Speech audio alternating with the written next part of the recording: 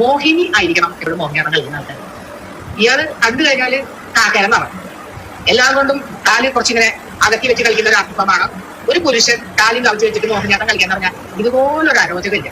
എന്റെ അഭിപ്രായത്തിൽ മോഹിനിയാട്ടം ഒന്നും ആമ്പിള്ളേർക്ക് പറ്റണമെങ്കിൽ അത് പല സൗന്ദര്യം ഉണ്ടാവും. ആമ്പിള്ളേരിൽ നല്ല സൗന്ദര്യമുള്ളവരുണ്ട്, അവരായിരിക്കണം. ഇതിനെ കണ്ടു കഴിഞ്ഞാലല്ലേ ദൈവം പോലെ തള്ളയുടെ പ്രശ്നം നേരമാണ്. പെറ്റത്തള്ള സഹിക്കില്ല എന്ന് പറഞ്ഞാൽ ഈ തള്ളയുടെ മുഖം കണ്ണാടി നോക്കാറുണ്ടോ എന്നുള്ളതാണ് എനിക്ക് ചോദിക്കാനുള്ള ഒരു കാര്യം. പിന്നെ മോഹിനിയാട്ടം മോഹനനാട്ടം അല്ല എന്നൊക്കെ പുള്ളിക്കാരി പറയുന്നുണ്ട്. ഒരു കാര്യം ചോദിച്ചോട്ടെ, ഈ മോഹിനി എന്നുള്ള പദം വന്നത് പുരാണങ്ങളിൽ നിന്നാണെങ്കിൽ ഹിന്ദു മിത്തോളജി പ്രകാരമാണെങ്കിലും മഹാവിഷ്ണുവിന്റെ ഒരു അവതാരമായിരുന്നു മോഹിനി.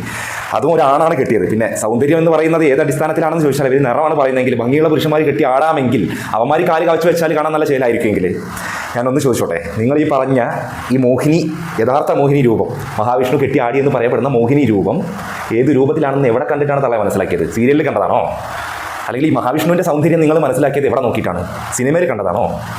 ബുദ്ധി ലെവലേശം തീണ്ടിയിട്ടില്ലാത്ത വിഡ്ഢി എന്ന് പറയാം ഈ സ്ത്രീയെ വേണമെങ്കിൽ. വല്ലാത്തൊരു സ്ത്രീ.